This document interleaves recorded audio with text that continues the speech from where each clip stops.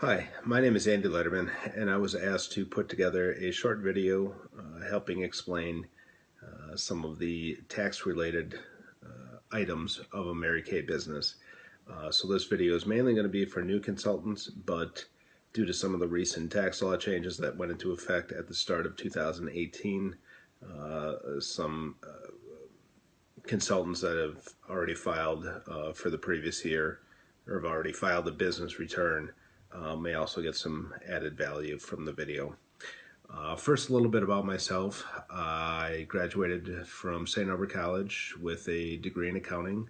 I've been in the accounting and tax industry for over 20 years, last 10 of which I've had my own tax preparation business. Actually started thanks to Mary Kay, my girlfriend at the time and now wife, Katie Fitzpatrick, now Katie Leiterman, had started a Mary Kay business about 10 years ago, and at tax time needed some help. Didn't quite know what information was needed, where to find the information, what was all needed for taxes. So helping her through that, and a couple of friends that first year, tax business was born, and every year I've helped more and more Mary Kay consultants kind of negotiate their tax returns related to the Mary Kay business. And I'm certainly available to help anyone this coming tax year for the 2018 filing. So one of the biggest things with any business, Mary Kay included, is just keeping good records. You really want to keep track of any records that show you making an income or having expenses related to your business. So you're talking about the sales tickets you write up when you sell a product, any receipts when you go to the store to purchase Mary Kay business related items, supplies for your sales, baskets, office supplies for mailings, anything like that. We'll go through some more defined examples a little bit later. Another important thing you want to keep track of is your mileage. That's going to be probably your second biggest expense next to your inventory. This year in 2018, it's 54.5 cents a mile you receive as a business deduction for each business mile you drive. And you're basically on your honor to keep a log explaining where you've driven. So you definitely want to keep track of that, because that's going to be one of your biggest expenses business-wise. You're going to want to keep all your records for at least 7 years. That goes for your tax returns as well. You may even want to consider setting up a separate bank account for your business activity. This would help differentiate business from personal activities and help prove that you're in it for a business purpose rather than perhaps a hobby purpose. So some of the big records you want to keep track of on the income side are going to be your sales tickets. I mentioned before, pretty much every time you sell something, you're going to fill one out. Now, if you're entering those weekly on the InTouch, Mary Kay InTouch website, I would recommend doing this. You can print out your weekly accomplishments, which makes it a lot easier at tax time to total your sales for the year. One other way you may want to do this is keeping track of it on a spreadsheet, so it can add up the information for you as the year goes on. If you purchase more than $5,000 of wholesale inventory or sell or receive prizes or awards or income from Mary Kay greater than $600, you'll receive a 1099 from them. It's just a tax form. Most of you are probably familiar with a W-2 if you have a job that you would get from your employer. In this case, you're an independent contractor, so Mary Kay would send you a 1099, again, if you meet the two criteria about $5,000 in wholesale product purchased or receiving commissions or bonuses or prizes from Mary Kay greater than $600. If you don't receive the 1099, they also have a document on their website called the Income Advisory Statement on the InTouch website, which is kind of their version of the 1099. They send it out with the 1099 if you're receiving one. Otherwise, they just post it to the Mary Kay InTouch website. So that would include all your miscellaneous income, again, the prizes, commissions, if you have any. It doesn't include your sales. You would be keeping track of that on your own. So the 1099 or the income advisory statement is going to be different from your sales income. If you're a sales director or have individuals under you, you're going to want to keep track of any commission statements just to add them up at tax time, and definitely keep track of deposit slips and bank statements, particularly if you have your own separate business bank account. As I mentioned before, the biggest, you want to keep track of your expenses, your expense receipts, definitely, because if you lose those, there's probably a good chance you may not be able to track those down. And you want to be able to keep track of, all of your expenses and get credit for them as a business expense. It's definitely something you would need if you were ever audited by the IRS. The likelihood of that is pretty low, but if you are, you would need those records to substantiate the numbers you're putting down on your tax return. So as I had mentioned before, probably your biggest expense is going to be the inventory you order from Mary Kay. So you're going to want to keep track of those product order forms, any packing slips that come with it. Sometimes some of the items you ordered aren't sent or are sent at a later date. You just want to make sure you received everything you ordered. Big thing at the end of the year is you want to do a inventory count.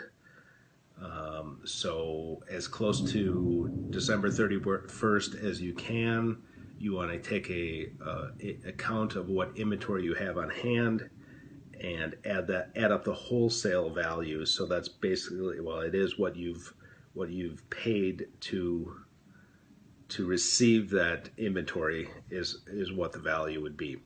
A lot of people like to take an order sheet from Mary Kay and use that as kind of a checklist.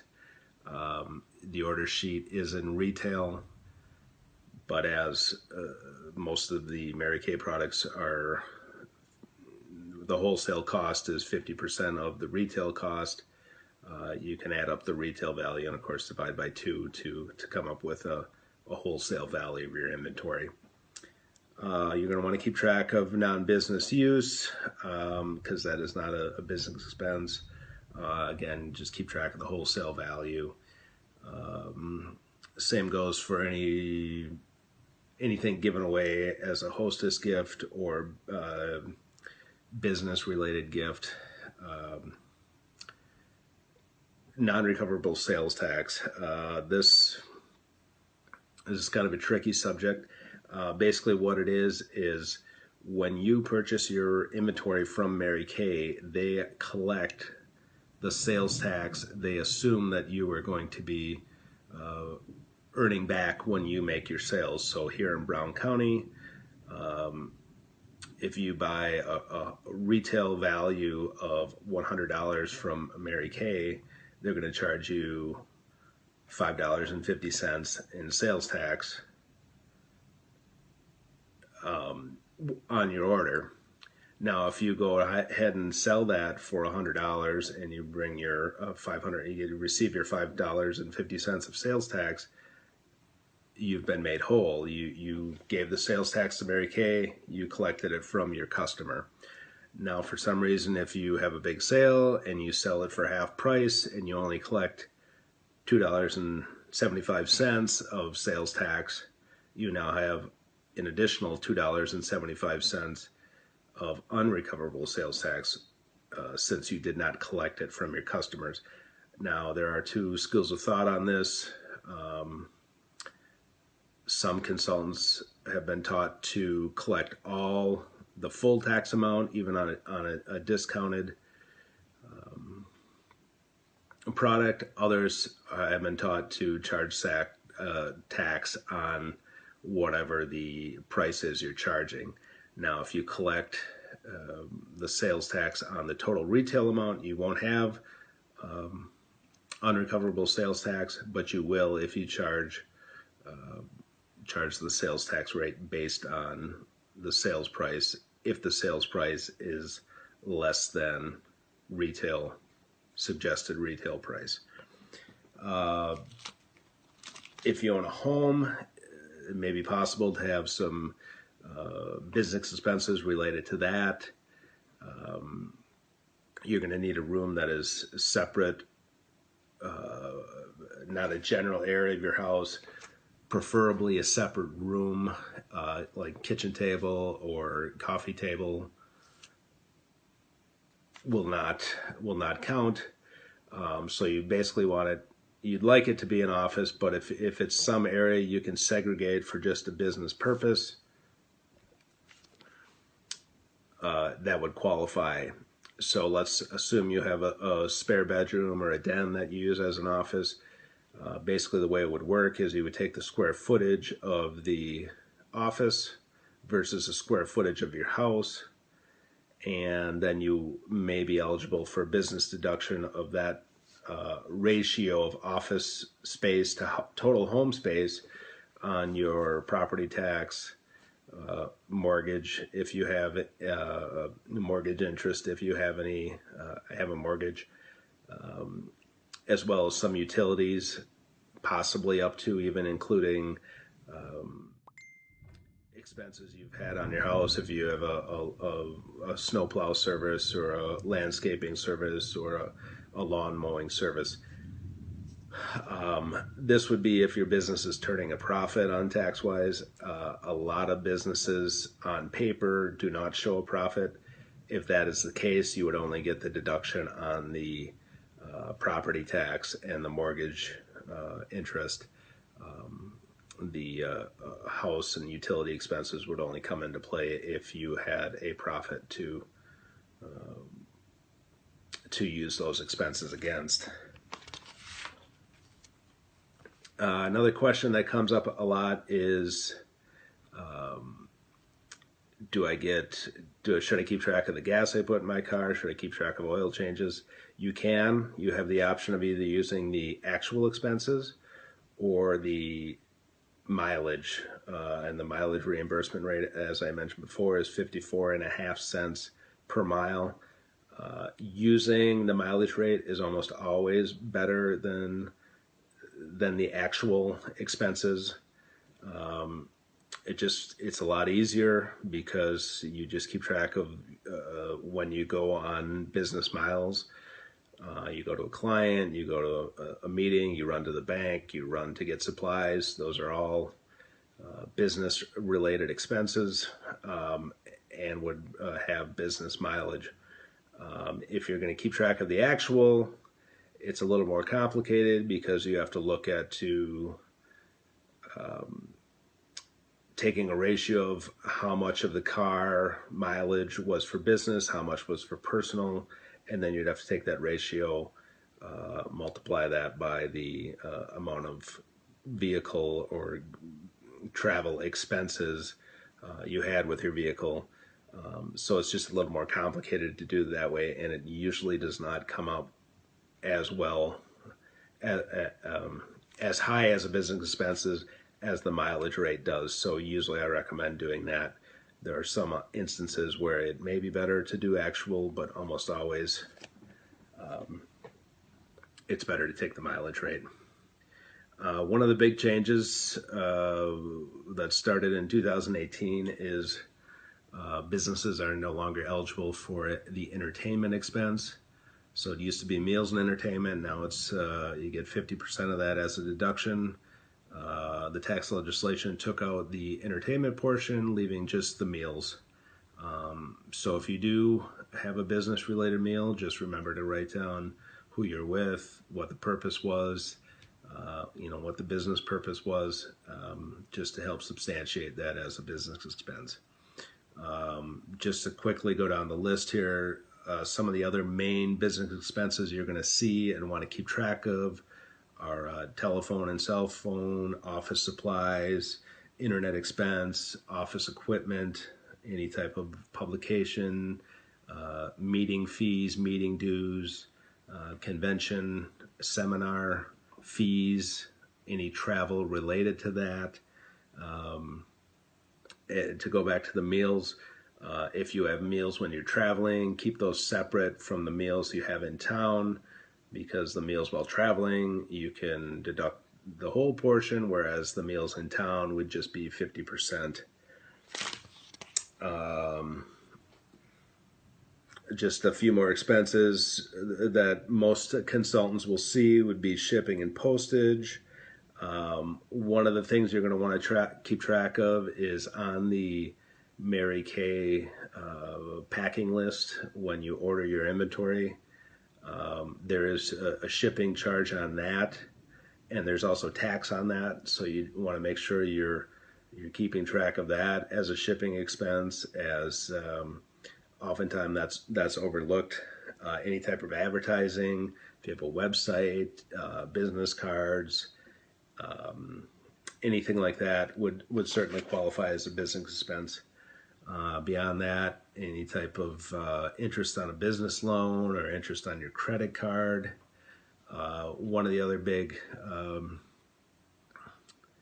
questions that come up as well, what can I expense? A new dress? Can I get my hair done? Is that a business expense?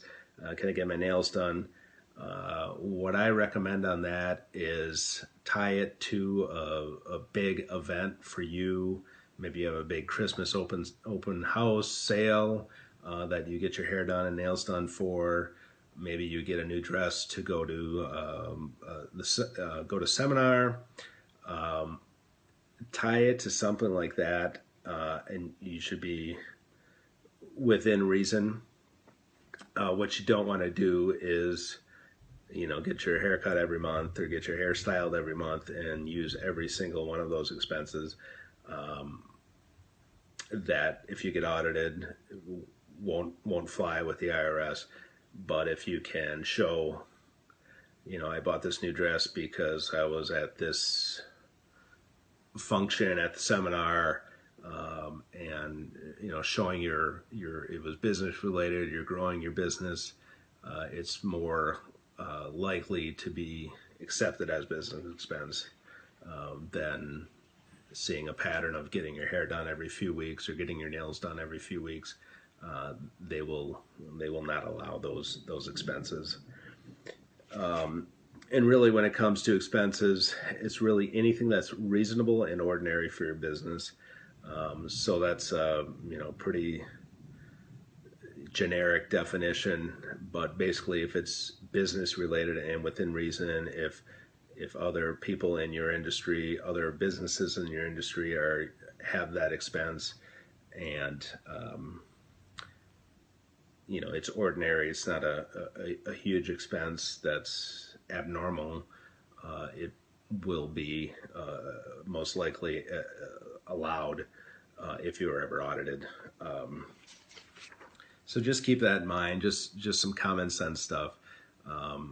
Even with telephones and cell phones and internet, people are asking, well, how much should I take? Should I take all of it? I do this part time. I use part of my internet for work. Basically, what you want to do is figure out a business percentage. If you use it 50% of the time for business, 50% for your job or personal, you're going to take 50% of those costs and use that as a business expense.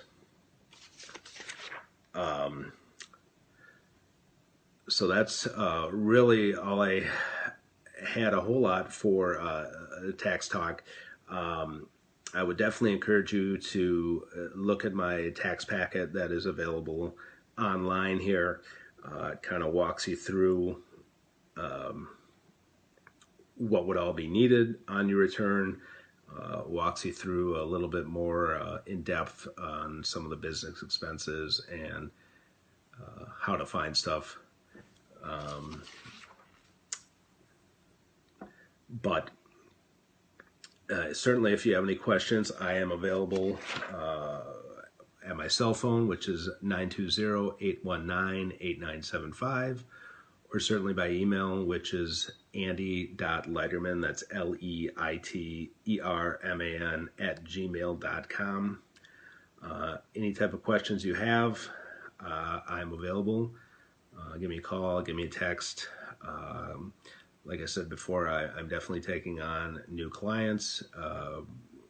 So you can either call with questions now up until the end of the year, or call in 2019, set up an appointment, or do a drop-off. But certainly I'm available to help out in any way I can. So again, it's Andy Leiterman, 920-819-8975, or andy.leiterman @gmail.com. Thanks, and I hope this helps you have a great Mary Kay business. Look forward to hearing from you. Bye.